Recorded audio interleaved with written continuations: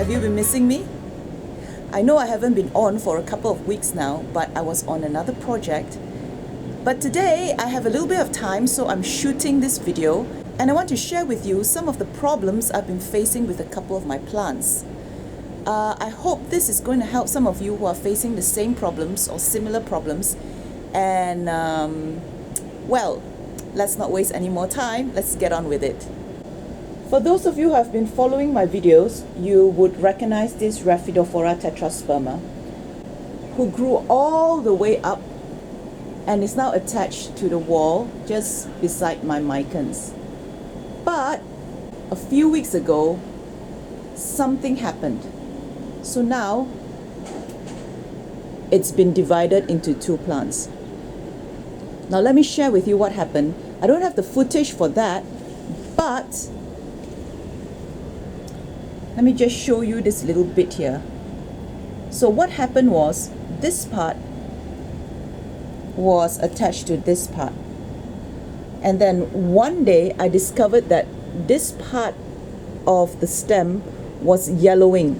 And it started not only to yellow, but it started to have like a black part on the stem. So I was thinking, oh damn, this is stem rot. The first thing I did was I actually sliced off part of the stem that was rotting, sliced it off, and I applied some sulfur powder on it, hoping that it will dry up and the plant will continue growing.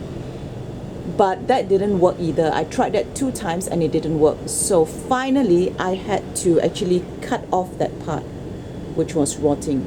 So now the plant is divided into two. It's a pity, but on the positive side, I now have 2 plants.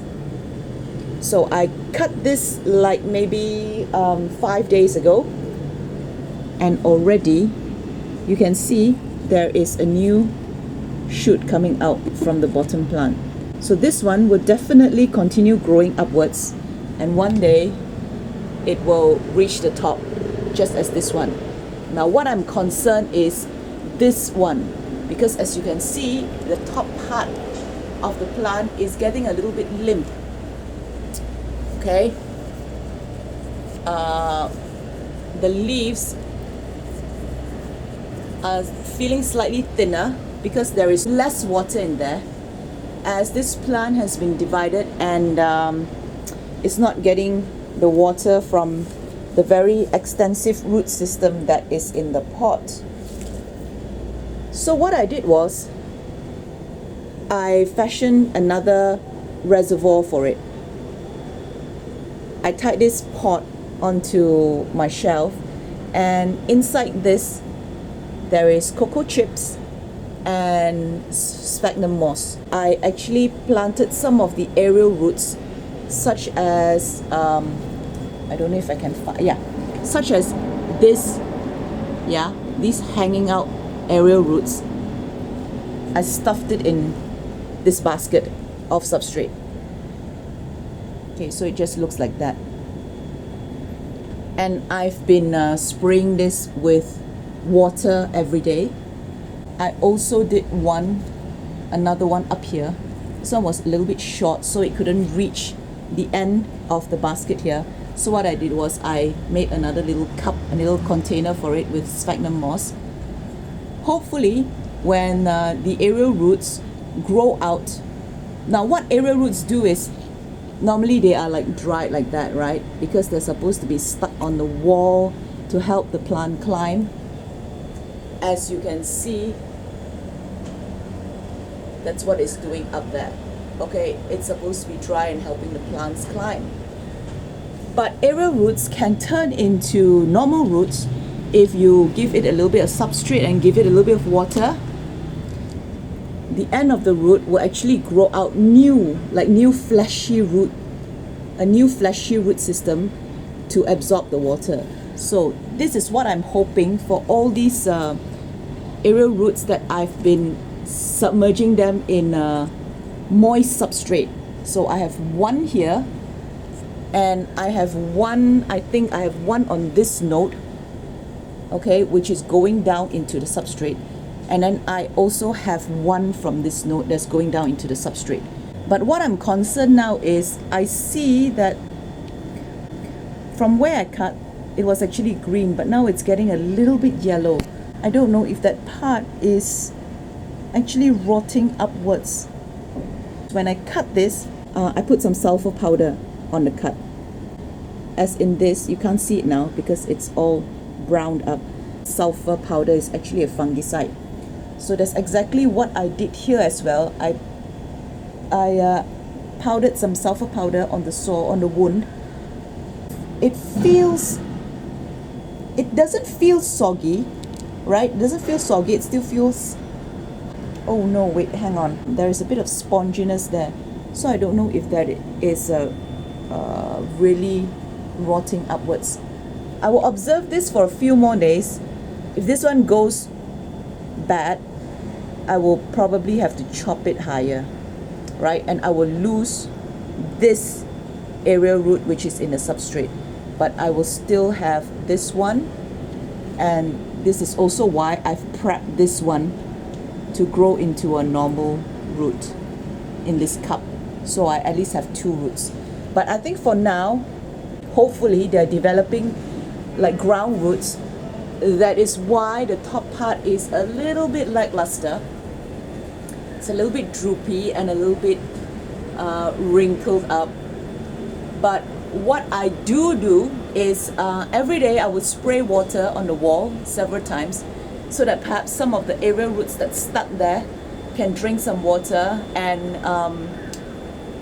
fill this plant up until these roots at the bottom work. Okay, so this was one of the challenge that I had over the 2 weeks that I haven't been posting. But let's hope that this is going to fix the problem. Now the second problem I have is actually similar to the Raphidophora problem. It is also a stem rot. Now I bought this plant. This used to be called Philodendron goldii or Philodendron funbun, but it's been reclassified to a Tomatophylum. So this is now a Tomatophylum sprucianum. Now I bought this plant new, and it was actually big like that. Okay, I actually bought this plant for my indoor. After a few days, I discovered that there was one of these. There were like black patches on one of these petioles, the end of the petiole. So I removed the plant from the substrate. Now this is actually also new substrate. This is the substrate I have repotted it into. When it came, it was actually in a less porous substrate, which is, I remember it to be peat and some husk and something like that. I think the lady grew this in the outdoors. So when I brought this home, the other substrate that was alright for outdoor, because it dries faster, wasn't alright when I put it inside. Okay, now before I show you the part that that was rotting, I will show you where I put this plant when I bought it. So, do you see that Alocasia longiloba there? That was where the Tomatophylum sprucianum was, or the Philodendron goldii.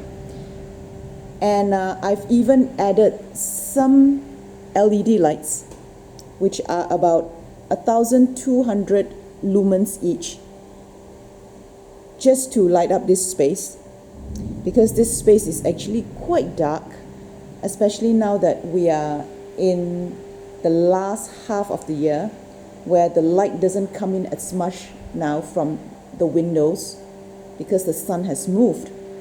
So anyway, it was here and it wasn't growing that well. Now that is because by nature the Tomatophylum sprucianum is grown in an exposed area with higher intensity light. Let me give you another example of the same kind of plant that you need to watch out for, even though it's in the ARoid genus, it does need more light than the normal understory ARoids. This is my Tomatophylum by pinnatifidum. It belongs to the same category as my sprucianum.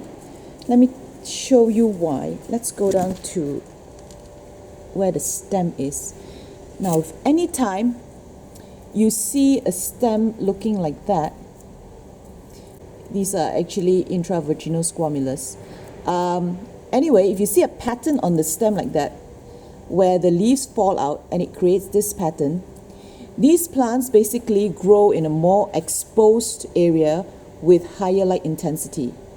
So unlike the other ARoids that we are familiar with, which most probably grow in understory or in a more shaded area, this kind of ARoid with this sort of stem prefers higher intensity light and a more exposed area. That is why my plant is looking very leggy, sprawling all over the place, because there's just not enough light intensity coming from this window. Okay, let's get back to my Tomatophylum sprucianum. Let me show you the challenge I'm facing here.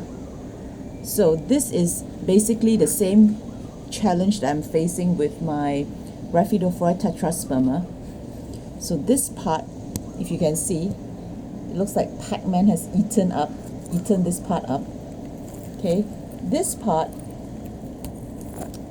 when I bought the plant back, after a few days, it rotted off. It started with a bit of black surface on one of the petioles of the leaves. And then I checked it. I pulled it out of the old substrate. I checked it and I found that it was squishy. I cut off the leaf and then I investigated the main stem, and it felt squishy. So what I did was I also scraped off all the squishy part on the stem using this tool. This is actually a clay sculpting tool, but I guess you can use a teaspoon, which will work the same. Anyway, I used the tool and I scraped off the mushy part, and I added some sulfur powder, dusted it with a lot of sulfur powder, and I put it back in its place inside. Stopped watering it for about 3 days. When the pot felt quite dry, I watered it on this side of the plant, trying not to get any water here. And then it started to rot again. Even though I didn't get any water here, it started to rot again. So I'm thinking that because the plant is inside, the substrate didn't dry as quickly as it should. And also because this plant needed more light than the normal ARoid, it just wouldn't do well in that sort of light that's inside my house. I unpot the plant again and I scrape off the rotting parts again. That's why it's now such a big area that's been eaten by the Pac-Man. So far, there's no other black areas I've seen yet, because I've brought this plant out to the open, to my balcony. So it's been here for about maybe 4 or 5 days already. Okay, but what happened to it was now the leaves, the older leaves, are yellowing on me. So I don't know whether it's because it's trying to readapt again from inside to outside, or it's because there's still rot there, so the bottom leaves are dying off. But I have this, which actually came when I bought the plant and hasn't opened, hasn't leafed for me anyhow. But I still have this, so I'm hoping that in more light, this little guy here will leaf for me. We will see. So I don't know the fate of this plant. I really hope that it will survive. Now, if I touch the wound with the sulfur powder, feels okay. It doesn't feel squishy like the other time. Okay, so I'm hoping that this is working, and that the plant will continue to grow, even though it's going to drop these 2 yellow leaves for me, which is fine. Okay, just hope that this plant is going to continue to grow. It will be a shame to lose such a huge plant, such a huge, beautiful plant. Okay, so this and the Raphidophora has been my 2 challenges in the past 2 weeks. I hope I've done enough to keep them alive and to keep them growing for me as is. But we never know. We will see. I hope you've enjoyed this week's video. If you have, please give me a thumbs up and please subscribe if you haven't yet. Thank you so much for watching. Bye.